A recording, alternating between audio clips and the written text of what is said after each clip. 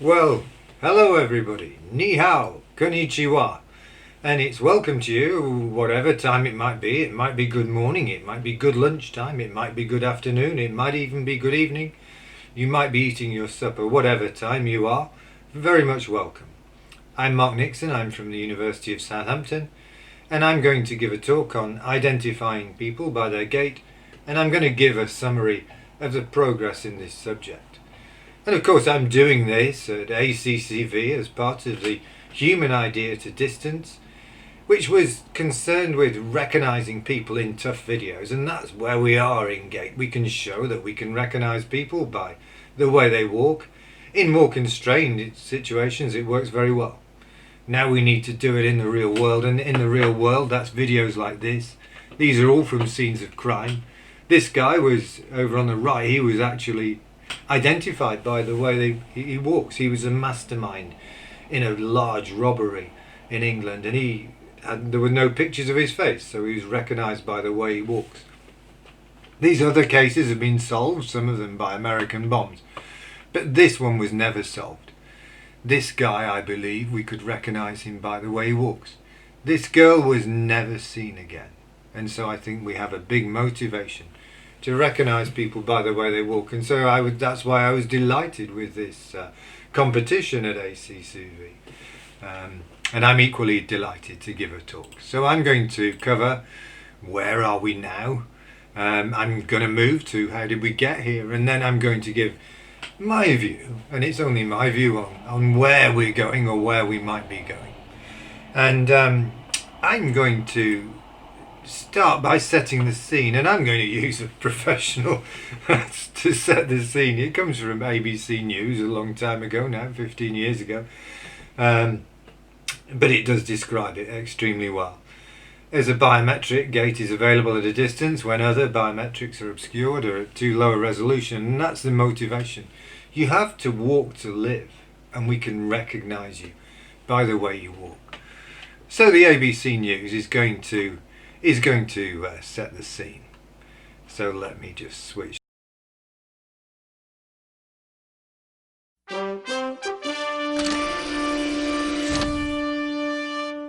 A surprising new tool police have at their disposal. The simple act of walking. Researchers in Britain can now identify criminals based solely on the way they walk. It's been a decade in the making and soon may be used right here in the U.S. And ABC's David Muir joins us here with more. You know, Diane and Bill, this is really something. You know, investigators have long had fingerprints, DNA, and facial recognition. Apparently now they have this, a simple walk. And what they tell me is the way I just walked from here to there is unlike anyone else out there. From John Wayne's superstar swagger in Rio Grande to Giselle's supermodel sachet, they are walks you can identify a mile away. But scientists say what we see on the catwalk can be applied to the perp walk, convinced the way a criminal walks can give them away. Everybody appears to be unique by the way they walk. Professor Mark Nixon says he has the evidence to prove it. The British researcher and his team have developed what's called automatic gait recognition, a 3D computer program that analyzes the way a person walks. It will allow investigators to match images caught on tape to a suspect's walk. Taking a sequence of frames from a video camera, putting them into a computer, and then deriving a set of numbers for people who are walking in those videos frames. And the set of numbers is unique for a different person. No one else is walking like you on the planet, unless you have a twin brother somewhere. New York sports trainer Pat Munachia has also launched a study on gait, hoping to prove it's as unique as a fingerprint. There's a lot that goes into it: muscle strength, bone length, and body mass. So if you studied my gait, my walk, you could identify me in a crowd? Sure, absolutely. He points to the scene in the movie Usual Suspects, in which Kevin Spacey's character is identified by his walk. In real life, the British team began its work after these chilling images caught on tape in 1993 of a toddler being led away from a store. That toddler was later killed. And in this country, criminologists say the Carly Bruce.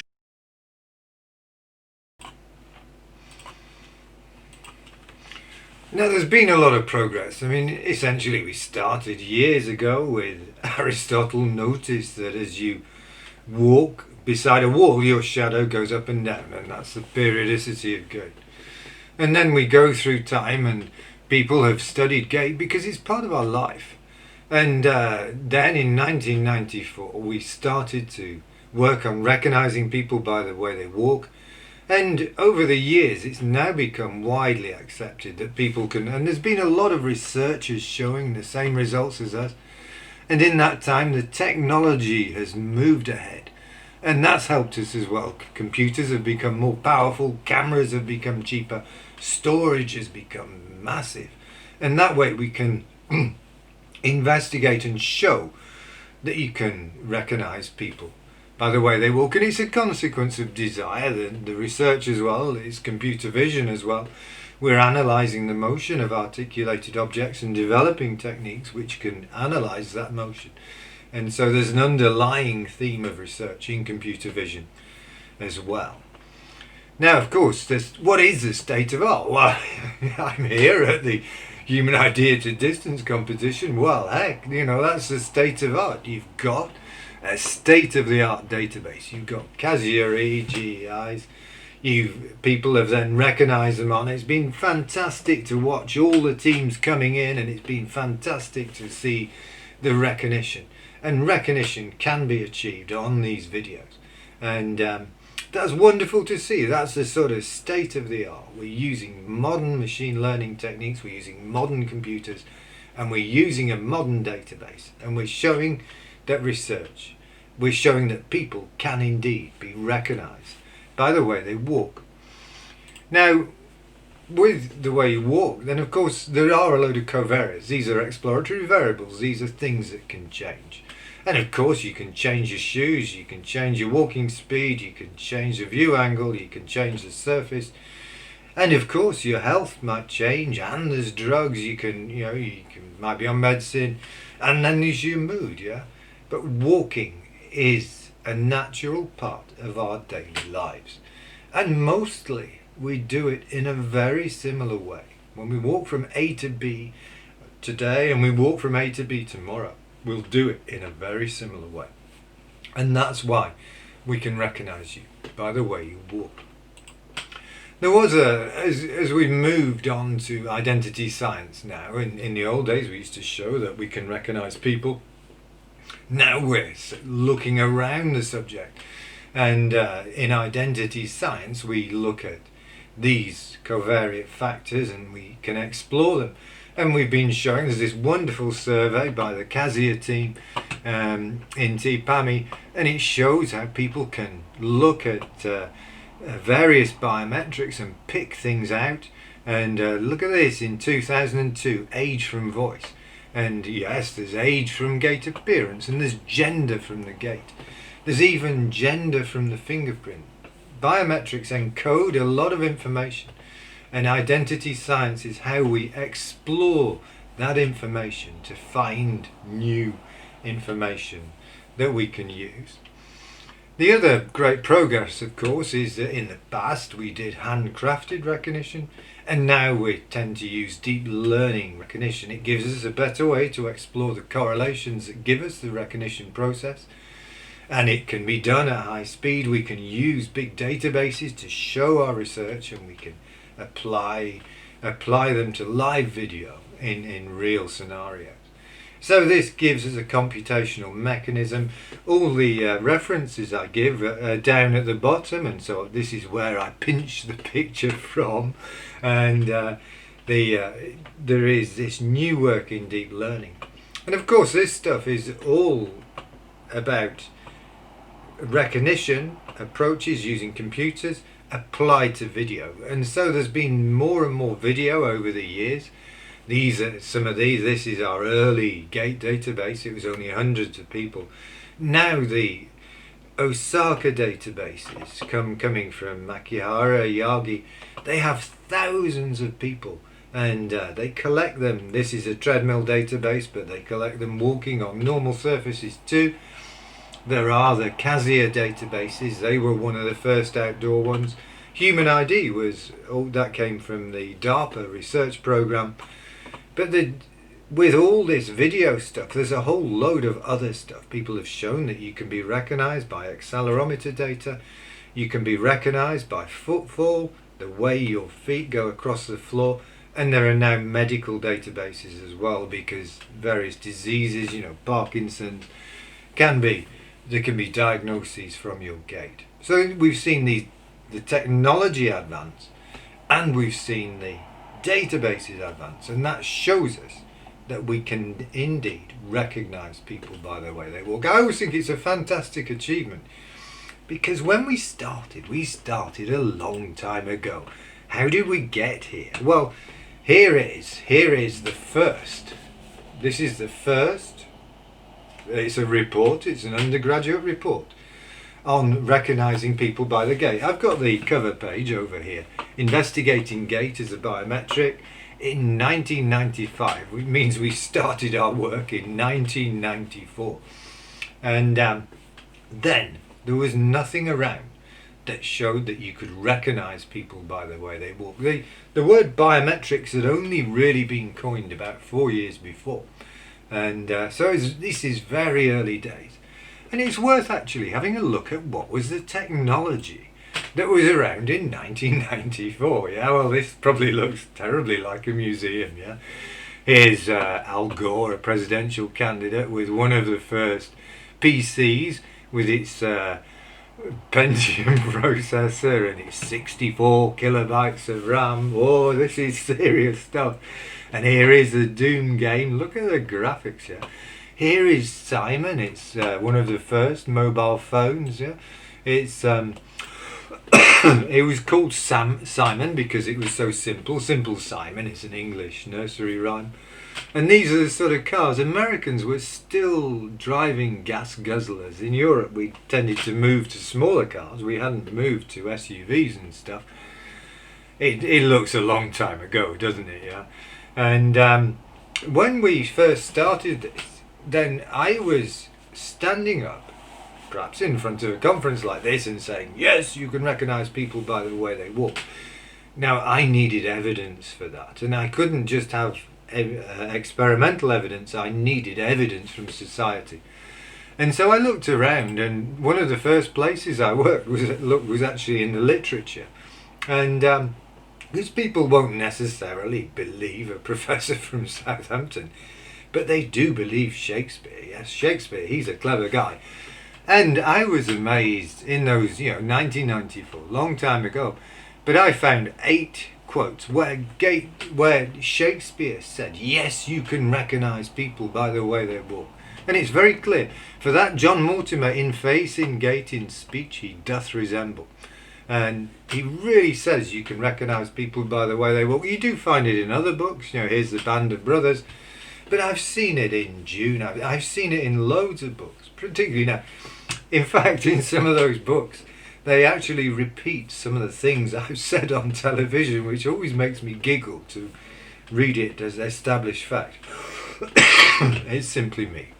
Now, in those days, a long time ago, one of the first things we had to do was to record some data and see how we could go. And here's some of the early data. This is done by Jeff Boyd in his PhD. And you can see we're using some of the first video cameras. And 6 subjects, 7 sequences. We didn't have a ton of memory to work with. So we're working with a small number of subjects and a small number of sequences. In fact, they had a circular track and they tried to exhaust the subjects by walking them for something like an hour. But they're Americans, an hour. If it was English people, we'd have to walk them for 4 hours. So we didn't have that as an experimental premise. Here, this is some of the English text. I'm afraid it's not a video. But to make the feature extraction easier, we put a line on the subject's legs. And here's an early American database. It comes from Carnegie Mellon. You can see that's an American by the way he walks. In fact, no, this guy is walking extremely gingerly, because this guy is walking on a treadmill. There's a treadmill underneath. And he's got no safety straps or anything. He's literally just walking on a treadmill on the floor, yeah? So that's why he's walking so gingerly, and he's looking at his feet to check where he's going. Now, in those days, we had to develop techniques. Nobody'd done any of this before, and some of the first approaches were model-based, And we said, what is the model? And we used the human thigh, and we use the angular change of that thigh. It's a periodic signal looking a bit like a cosine wave. And we looked at, because we had this periodic signal, we then said, how do we analyze that signal? Well, we can take the Fourier transform. So we took the magnitude and the phase of the Fourier transform. When you take two subjects, this is just subject 1 and subject 2, when you look at the difference between the magnitudes, you get some difference in the magnitude spectra. But if you look at the phase, the difference in the phase is a much bigger set of numbers than the difference in the magnitude. So we simply multiplied them together, and that gave us a recognition signature. Other people had a different model. This is a model from Georgia Tech, and they came up with distance measurements and how those distance measurements changed. Of course, the model-based stuff has probably been eclipsed now, and it's been eclipsed by the statistical stuff. And the most popular statistical thing is the Gait energy image. It was interesting at the time that there was a load of us working on it. We had a paper in CVPR. We didn't even call it anything. We just said we averaged the silhouettes. And Sudeep Sarkar, he came out with the averaged silhouette for gait recognition. But the one who won the race was Bir Banu's student, and they came up with a gait energy image. And many people have used that. You just take the silhouettes and you average them, and you actually average them in a clever way. And it gives you a signature. And this signature encodes the shape and the motion. The motion is underneath, the shape is on the top. So you recognize people by the shape and the way they move. And that's what gait is all about. And Sean Gong, his team came up with the gait entropy image. And they came up with the gait entropy image hopefully so that it was more immune to changing the covariates. And so you can see that the gait entropy image encodes the information differently to the gait energy image. It's more concentrated on the perimeter than it is on the middle. So there's a lot of feature extraction you can do.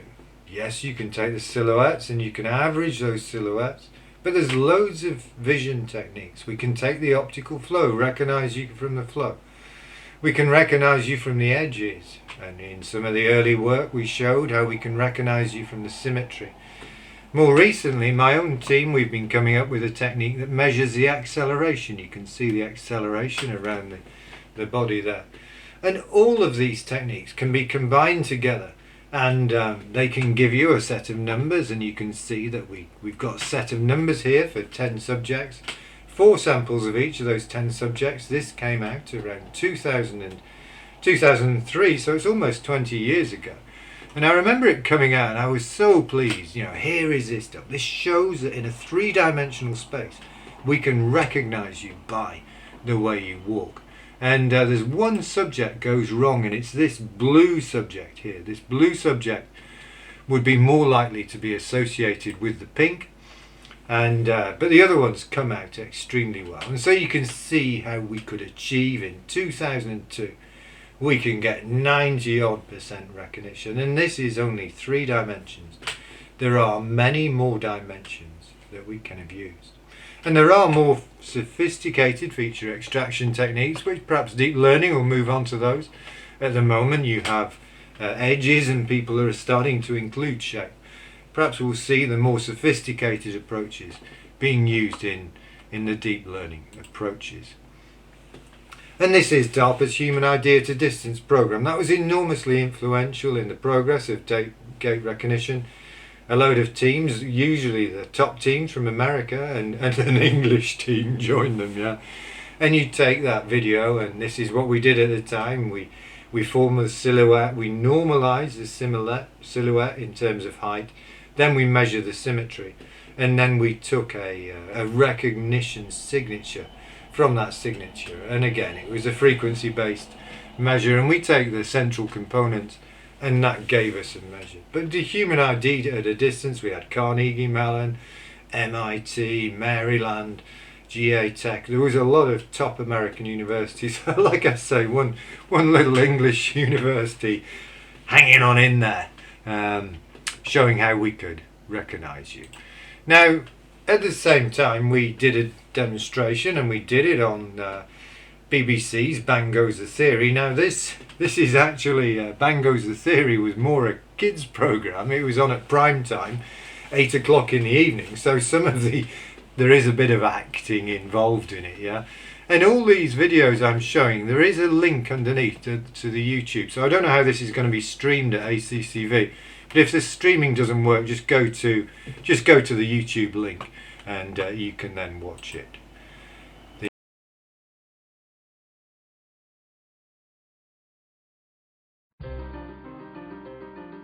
So, CCTV can fail if someone uses a clever disguise, for example, but there is something really distinctive about you that's a lot harder to hide. It's the way you walk, combined with your posture, otherwise known as your gait. Apparently, it's as individual as your fingerprint, and the hope is if we can make CCTV systems identify people by their gait, then no amount of disguise will ever work. And now, the technology to do just that is being developed by scientists at Southampton University. Whoa. Wow, this is psychedelic. Isn't it? This is like kind of early Pink Floyd. What goes on in here, Mark? This is our gait recognition system. It's the only one in the world. It's the best, but you could also say it's the worst. It's got 8 synchronized cameras. Right, what do those cameras do? Well, why didn't you walk down the red carpet?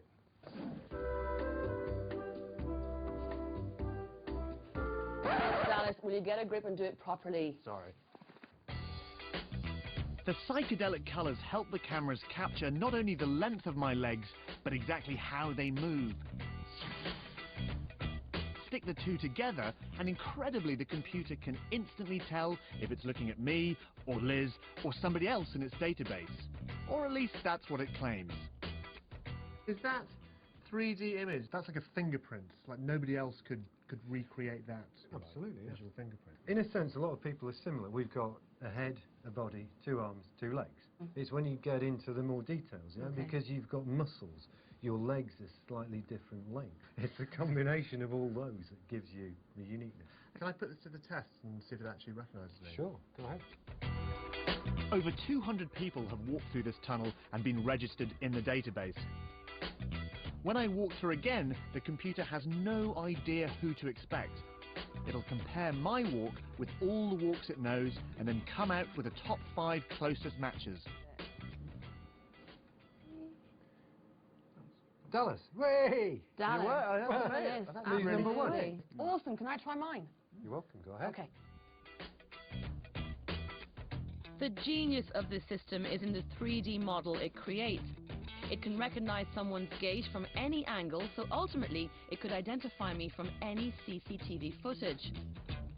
Right, my gait's logged into the system from the first time I walked through. Will it know me this time around? See? Wow. Yay! That was even quicker. Well, no, Lee, you and Lee are quite similar. Don't take it personally. Lee could be a girl's name. Hold on, I want to find out, is Lee a man? Can you tell me that, No, Lee please? is a man, yeah. But I walk like a man. Can I just try one more thing, just really, really quickly? What? Just a little scientific experiment. What are you Just doing? have a look at this. Oh.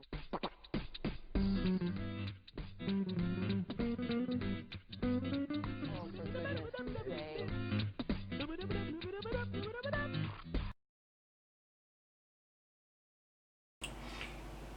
The reason for that bit at the end was because it was actually the sequence which introduced the whole series Bang Goes the Theory, and so that was him breaking our gait recognition system. In fact, you might be interested in the technology. How did we do that? We took 3 projections. We took a forward projection, a vertical projection, and a horizontal projection, and we just averaged the silhouette across those 3 projections. So it was doing full 3D recognition as he walked through the tunnel. So there was underlying technology behind it. Looking at the time, I think I've got enough time for this. This is a US presentation. It comes from Saturday Night Live, which is a very early version of Saturday Night Live. This is Tina Fey at the beginning of her career, and now she's really famous. So they've done a really good job And Scientists at the Georgia Institute of Technology have developed a security system that uses sonar to identify people by the way they walk. Weekend Update has obtained the device, and we are going to test it out right now. Jimmy, are you ready? Yeah, I'm ready. Okay, we're going to go see if this device can identify people by the way they walk. Here we go.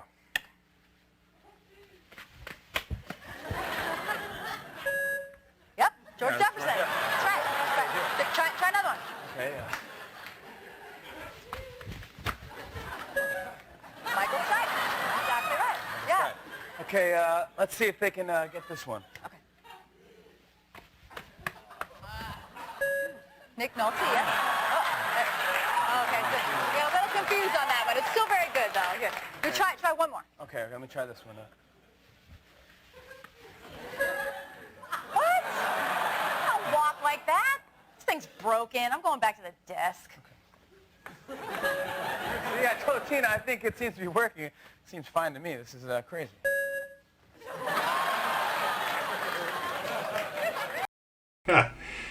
Okay. I always loved that when it came out in the middle of the DARPA program, and we loved it. You know, did DARPA spend $20 million just to get that video? I don't know. So where are we going to go? And we've got to move into the covariates. We've got to understand it. There's deep architectures, there's spoofing, there's soft biometrics, and there's all loads of applications we can go into. And Gait is part of our lives.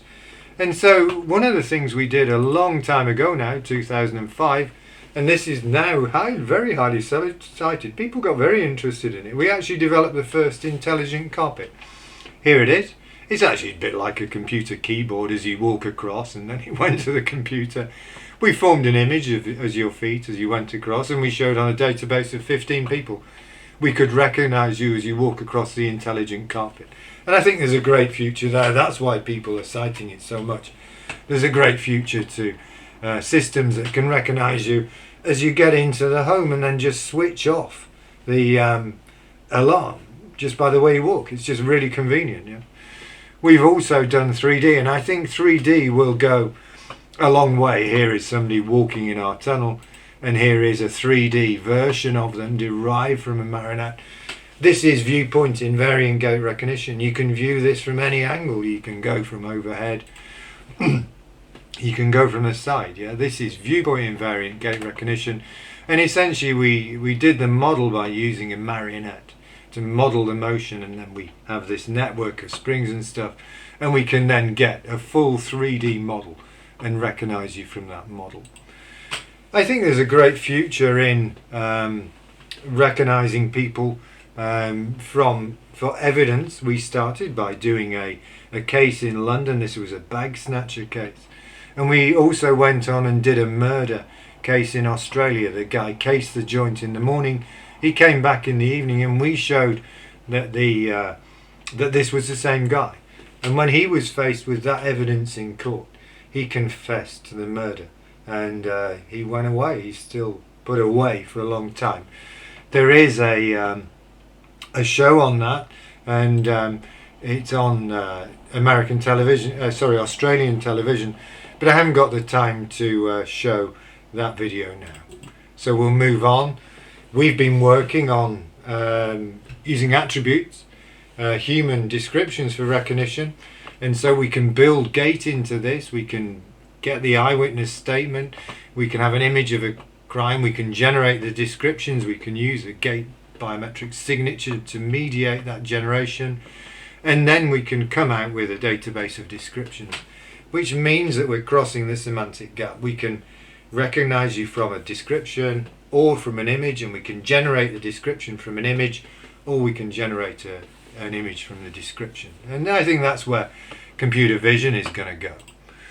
There's a load of recent works that I just pulled out, 2 of them. Here is Abdul Hadid's team, and they're showing how you can do kinship recognition in the wild. And here is the future King of England. He's showing how he can be recognized with his father. Yeah.